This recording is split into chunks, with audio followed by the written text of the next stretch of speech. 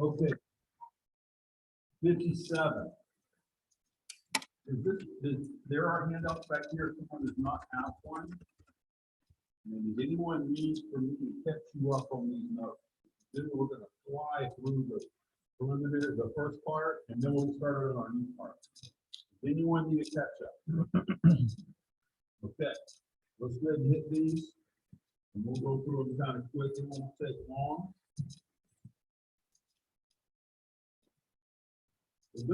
This psalm, if you keep in mind, and this is important on where it is written and what's going on with it. In this psalm, we have David hiding in a cave. Things are rough. He's fleeing from Saul. And as I was reviewing this, I just kept thinking back to Sunday school because there are just so many lessons that we've been learning there that are applying in this text. And okay, leave this for just a minute. I don't know if you've ever noticed this. If you're normal, if it's your norm to be here on a Sunday morning, Sunday night, Sunday school, etc., one of the things that I've found, and this is just me, is, and this is not planned, how often in different services there is a common thread, there is a common, and I don't mean that they're saying the same thing, but there is definite application where they come together, and we can benefit from being in each one. It helps us. So there's my plug. Each one of these is positive for us. And I'm preaching to the choir. I get it. But anyways, so David is in this cave, and I really appreciate the fact that even as he is going through hard times, he understands that God is worthy of praise. And every one of us go through this. Every one of us experience times in our lives when things are just going hard. It's tough. Things are not easy. And we run into life. You know, our God is worthy of praise. And if we ever get sick of hearing that we have a problem, we need to keep reminding ourselves, I need to keep reminding myself of this because my tendency is to focus on me. And to focus on what I don't like and how somebody's bugging me, and whatever that issue may be, that's what we kind of tend to gravitate towards. And we need to be reminded and exhorted, God is worthy of praise. Let's keep focusing on him. So that's what David is doing in this song. So here are your points. Starting off, first thing we saw was his confidence in God. His confidence in God, and he uses that just, and some of it just with the names. He's talking about the power of God all through this. But the first thing we saw in verse 1 was craving God's mercy. David, he was the victim of an ungodly king, Saul, of an ungodly king's jealousy. And he chose to trust in, take refuge in his Lord. He made a choice to do that. That's exactly what we do. We choose, are we going to yield to our flesh and yield to what's bugging us and concentrating on that, or are we going to put our confidence and our refuge into the Lord? David chose rightly. Application statement, as the trials come, and they are going to come, let's keep our trust in the Lord and take our refuge in him. Okay, did I finish that statement? Is that everything more? Okay, all right. Second thing we saw, he's going to call on God. He will call on God, and that word to cry to him is the call that I was using there. That word means to accost. It's a very bold, aggressive type of word, and that's the attitude that David has. It's kind of like, and use an example, when things are going hard for us, or when we run into a situation where life's in danger, or we're really hurting, we normally don't go through proper thank you very much. We don't go through the religious talk necessarily. We will just call out on God because we're desperate. That's the kind of the attitude we have here. And you can trust God. You can trust him to see us through our problems. And he's going to do this until he's finished with. He doesn't get to call. We need to be walking with him. In our application statement, God graciously allows anyone to call on him, and he desires to help us. We need to remember that. Third thing we saw, despite the cannibals, God isn't limited. That was the main point here. God isn't limited. And the words we saw here, that this idea of swallow me up, and the way that people were treating him, it had the idea of devouring. Just like we would devour a pizza and enjoy that thing, these people were enjoying eating him up. They were enjoying hurting him. But what we saw here is that God is in total control. It doesn't matter what we go through. It does not matter. It doesn't matter the persecution, the rejection. God is stronger than all of it. And I think a lot of comfort in that for whatever reason, and I don't understand this, I never have, he actually loves us, despite us. That's a gracious God. I'm going to see more of that in our text that we're going to be looking at tonight. The application statement there, God is in control, and we can have confidence in him because of his character. He is worthy to be followed. He's worthy to be followed. Then we saw the conflict with Saul. And what I appreciated in these verses, the second section is 4 through 6. David, he interjects, even though he's in a really tough time, David interjects hope and trust right in the middle of his hard time. It was not a woe is me. It's not like we see so much in our culture. He interjected hope right in the center of it. And that's a challenge to us. So the first point there was the character of the enemies. The character of the enemies, and I enjoyed that section. The kids gave us so much application with the lions and what they're like.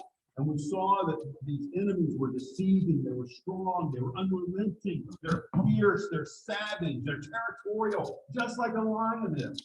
That's the way these enemies were against David. And they were a vicious group that he was having to deal with. And then application statement there, when things are difficult, let's ask God to remind us that he's in control and to help us rest in his goodness. And then we saw the chorus. The chorus, I call it that because it's the refrain. It's the same. It happens in the middle. In verse 5, happens again in verse 11. And in this, basically, David's whole attitude was, look at that one. He vowed, God, only you exalt above the heavens. Let your glory be above all the earth. That was David's heartbeat. So in essence, it's like he's saying, God, whatever becomes of me, whatever happens in my life, whatever I have to go through, I want you to lift it up. I want you to be praised. I want you to get glory. It doesn't matter about me so much as it does about you. And that was David's heartbeat. That's his passion. That needs to be our passion. We do that by how we react to the things that we go through. And that's what we need to be looking at. Application statement on that one was good thing. It's a good thing for us to pray. A good thing for us to pray for is that we have a heavenly mindset and not a earthly people. Then we saw point C, we chose to trust God. We chose to trust God. And in this verse, we do our hunting analogies. And what we were seeing with David's enemies, they were clever. They were setting up different types of traps for him. It varied depending on what he was doing. They were just trying to get him to fall. That was their goal. They want David to go down.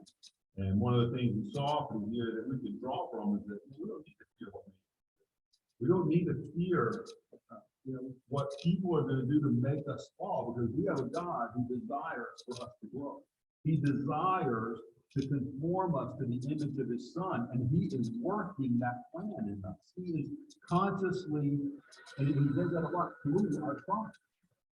He's doing that for us at this minute. And the application statement, the last one we looked at, was don't fear what people can do to us. God can work it all together for our good and our good. Okay, that brings us to our new text. We'll be starting with verse 7. Verse number 7. And here we're going to see this first point is the commitment to praise. The commitment to praise. And I just want I'll just state this and we'll have the word of prayer. This is not natural. This is not natural. So let's have a word of prayer and we'll look at this text. Father, thank you for your goodness. Thank you for loving us. Lord, I ask that we have this brief time together, that you would use it, that you would challenge us and encourage us, and would do the work that needs to be done in each one of our lives. Cause us to be submitted to you. Cause us to be serious-minded about it.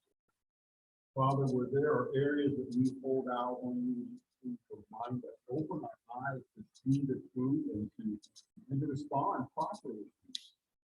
Lord, I pray that you would help me as I preach, after it, not to be a distraction to the message that you desire to have this.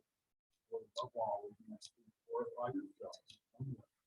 In Jesus' name. Amen. All right. Verse number 7. As I said, this commitment to praise is not a natural thing.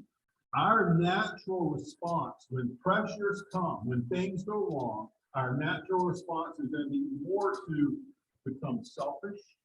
It's going to be to fire back. It's going to be a self-protection. It's going to be vindictive. That's a natural response. Praising God in the middle of a tough time is not natural. This is something that we have, if you are a believer here tonight, the only reason you and I can praise God and respond right is we have Jesus Christ with us. We have him helping us. We have him, whatever good that comes, it's him doing a work in us. That's what we need. And if we saw people who were going through what David did, we would not expect them to respond. How many times, and here's why I say this, how many times have you been speaking with someone? That's not a good way to put it. You have this interaction and you know someone is sick, you know it's just a bad time for them, they're in a mood, okay? I don't have to put that. But they do something, they snap at you, they fire a zinger at you, and you say something like this: well, it's okay. I know you're having a hard time. It's okay. You know, it's not okay, first of all. I mean, it's simple. We respond to a simple thing, but here's what we do. We kind of expect people to respond negatively based on what and we give allowances to that. David is really going through the middle, and what we see him doing is praising God for his goodness. This is awesome. This is good for us. We need to be following this. And as we've been looking at in Sunday school the last X number of weeks, whatever it is, David was not David's not your saintly person that did no wrong. He was not the next thing to Jesus. David was a scoundrel in a lot of ways. And our God delights to use scoundrels like us, sinners like us. He delights to use us. And David here, this is an awesome glimpse of what's going on in his heart. And it's a glimpse of what should be going on in our hearts, okay?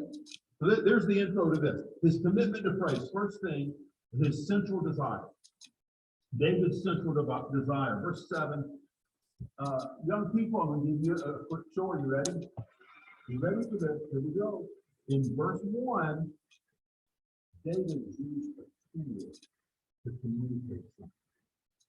He's going to do the same thing here. He used a tool to communicate. Here we go. My heart is fixed. Here's your clue. My heart is fixed, O God. My heart is fixed. I will sing and give praise. Awake up, my glory. Awake, psaltery in heart. I myself will awake early. Any of you young people recognize that tool that David used there? No? Sing and praise. Well, he is offering a lot of singing and praising, and that is a good thing. And he's going to do that again. That's awesome. Not the one I'm looking for. Anybody else do that too? Go back to the younger people. Anybody else do that too? Anybody else? Help me out. Huh? No? Thank you. That's what you were saying too? The repetition. Here we see, remember up in verse 1, be merciful unto me, O God, be merciful unto me. Here, my heart is fixed, my heart is fixed. Awake up, awake, awake. He's pushing some points, just like we say, I'm very, very, very happy. Not like that one. Okay, when I hear people use like 15 berries, I go, stop it. But Very, very similar. Okay, it's two. He's repeating himself to push this point. So what's his point? My heart is fixed. Okay, what does it mean to have something fixed? My first thought is repair. No, that's not the word you got. This one has the idea. Have you heard the word fixated? Focused on. David here was firm. His heart was firm. It was fixed. It was established. It was secure. The idea with his heart being this, with his inner being this way, he is resolved. David is totally committed to God. That's his point he's pushing.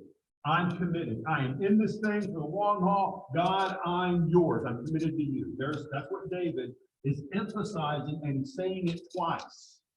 This means that he is really pushing the reader to understand that he's committed to God. And let me just say it this way. This is the start. If this is not something we have down, you can forget the rest of it. You can forget having a walk that's going to follow God when we don't have a heart that is wanting to follow God. It starts with a desire. If you don't have that desire, that passion to want to follow God, you're not going to, what's the phrase? If you aim at nothing, you're sure to hit it. That's what's going to happen. There needs to be this desire. We'd say commitment comes before action. Commitment comes before a decision. This is why our lifestyle, we would say a phrase like this, our lifestyle, what we live, how we live, it doesn't happen by accident. You're not going to live a godly, you're not going to trip into living a godly life. You will make decisions. You will decide, I want to follow Jesus, and that does not happen by accident. And you and I need to be making this, having the same passion. David says here, my heart is fixed. My heart is committed. I'm resolute. I am going to serve God. That's a conscious decision you make. Okay. If you leave here with nothing else, this is one for tonight that you can take home. If you leave with nothing else, God, help me to be committed to you. It's in here. This is where it happens. I am committed. Now, I've used this as an example before, and it's probably a simplistic one, but for me it helps. This morning, I can say to you, right now, I can say to you, you know, it's in my desire to not talk about food. I would enjoy pulling up some weight, and I'm committed to doing that. Okay? Talks. This morning, I went back there and I enjoyed food of those donuts. How committed I am. Isn't that somewhat hypocritical? To say I'm really committed, and yet I go back to my lifestyle with my 2 cups of coffee, 2 cups of my food drink. It's so loaded with other garbage in it that it's terrible for me. My lifestyle doesn't back up what I say I want. What do you do as Christian? I'm committed to Jesus. I'm committed to Jesus. Really? I'll use that same phrase that I use on my gut. What are we doing to show we're committed to Jesus? If I'm serious about it, it's going to change my life. It'll change what I do, it'll change where I go, and what I listen to, and what I watch.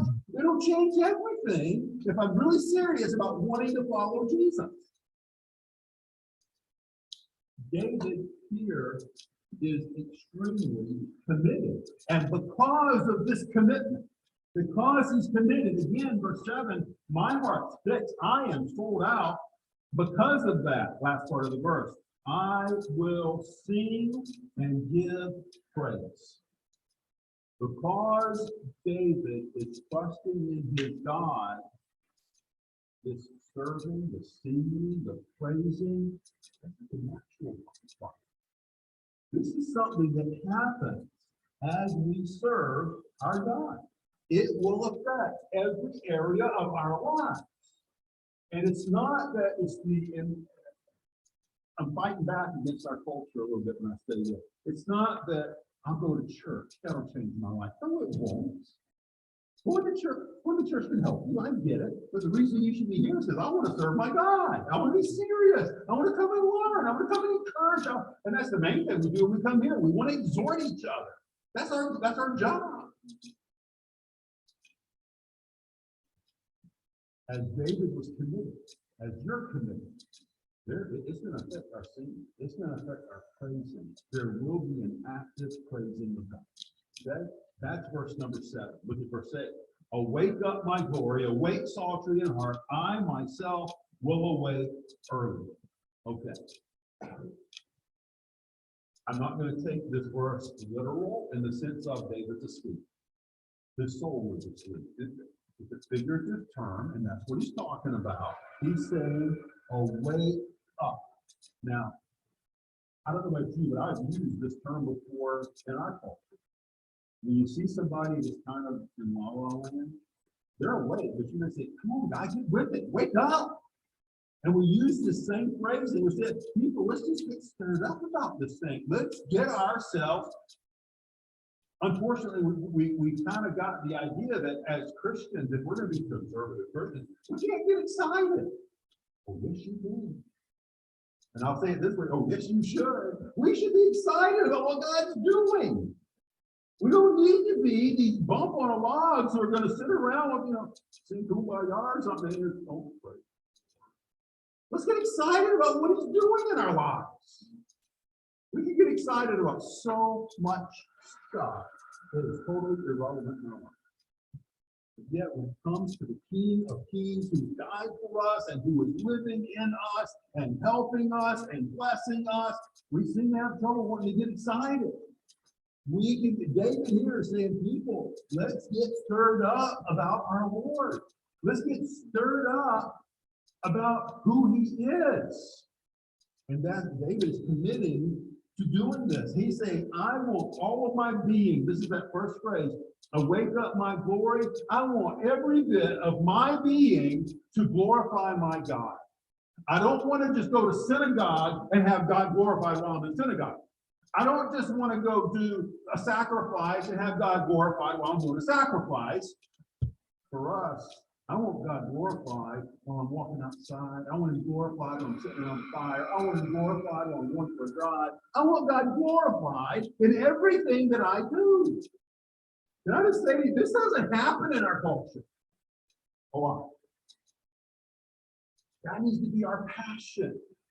That God would be glorified as I'm sitting in the house in this church house. He would be glorified as I go to the grocery store. I want him, this is David's passion. Awake up my glory. I want God glorified, period. And then he says, awake, psaltery, and harp. Okay, technically, psaltery and harp. One's a 12-string instrument, one's a 10-string instrument, one you strum, one you play. Okay, our culture. Awake up, piano. There's a strike. Awake up, guitar. There's a drum. Awake instruments. Here's what he said: whatever is at my disposal. In this case, whatever instrument is at my disposal, I want it to bring praise to my God. I want to use it to praise him. We can say that with our instruments. We can say it with our voice. Just say with whatever you want. He wants every aspect of his life to bring praise to God. Do you see this for us? You see where I'm pounding on this thing? We need to praise him in everything of our lives. Every bit of it. Why? Because he's worthy. He deserves it. We have an awesome God, and that's what David is aiming at in these verses and the ones to follow. So he wants to be stirred up to glorify God, do it with everything at his disposal. I myself will awake early. That phrase literally means I will awake the dawn. That's what he said. Have anybody ever done that? Woke up to dawn. And he picked on you young ones again. Have you ever been so excited that something was coming that you had trouble going to sleep? And then you just woke up really early and you were just all excited about having something happen. That ever happened to you? Anybody? Young? No? Wow. Give me an example. When did it happen to you? Who said yes? Micah said yes. Can you remember a time? Anybody? Anything young? That's the first one on my list. I don't remember a lot when I was young. Yeah, this little difference between there's all over the place. I don't remember a lot, but I do remember having trouble, having to go to school. My parents got smart. They put 2 in the morning, then everything happened at night. So, yeah, what's the day? I remember going to school and kind of, I'd get to school. I was sleepy. I would get up late. I was just, I had trouble going to sleep because I'm so excited with that. Somebody else got a hand up just now. Yeah. On your birthday, was that a special one? Oh, you good, aren't they? I'll give you one that communicates. Open day of gun season. I'm ready to get up you all. That's a great thing. It's fun. Okay, this is what's happening here. He said, I am so excited. I'm just like the kid on Christmas morning who can't sleep. He's gonna get up. Everything is just so, it's a big deal. David saying, that is what I'm like right now. I am ready to praise my God. I'm ready to glorify him. And so what we see here is this. David saying this, and this is your application statement. I am, and let's put on the statement, we must be passionate about praising my Lord, and I'm going to do everything in my power to bring glory to him. That's what we need to do. I really don't know how to help you. I don't know how to convey and to give this. I can't give you a passion. Where we don't have it, you need to get on your knees before God and say, God, I need you to restore to me the joy of my salvation and give me a passion for you like David had. And if you want it and you're asking him to do it, he's going to help you. Ask him for it, yes. Absolutely comes with thankfulness. Absolutely. I don't think I've ever met someone who was not a thankful person who was walking with Jesus. Well, you need to be thankful. That's part of what Jesus will put in us. Someone else, that was good. I'm almost done on this point. This needs to be the driving factor in my life. It needs to be this. And again, it doesn't happen by accident. We don't fall into walking with Jesus in this way. We need to cultivate this. We need to, I like the Philippians, work out your own salvation, literally exercise your salvation. We need to exercise it. Tell you what, it may sound like a hard thing, a lot of work. You know, someone said it can't.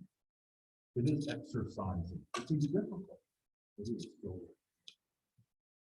the result of having that union with Christ, that result of having a close, intimate walk with him, being used of him. It is totally important. I'm going to end on this point. I only got one done tonight. So this is your time. Any comments, questions? I remember hearing a preacher one time talking about having that lack of a passion in our life and recognizing it. We've all experienced knowing we should have it, but we're looking inside and saying, I don't really feel it, don't really have it, but we acknowledge it. We know it's a problem, right? And it bothers us. And the speaker I was hearing talk about this was saying, even in that, God is glorified because his people know where they ought to be.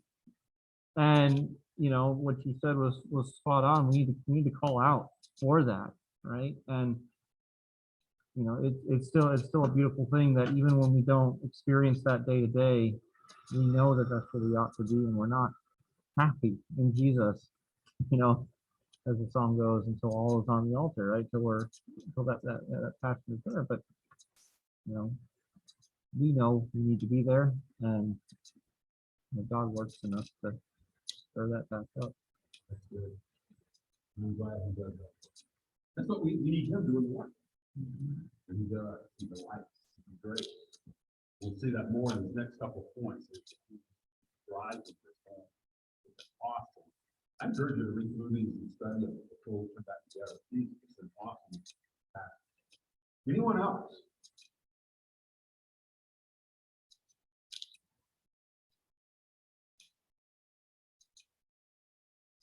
Okay. Let's go ahead and close in a word of prayer and we'll be dismissed. Father, thank you for your goodness. Lord, I thank you for loving us. I thank you that you are still working. Thank you that you desire to have us conform to your needs. Lord, help us to desire it. Help us to have it. God, I do ask again, we prayed earlier that you would give me strength to maximally very soon as well, the further ask God that you would be working those that we love and strengthen and bring them back. Pray that you would be glorified in us as we go out this week.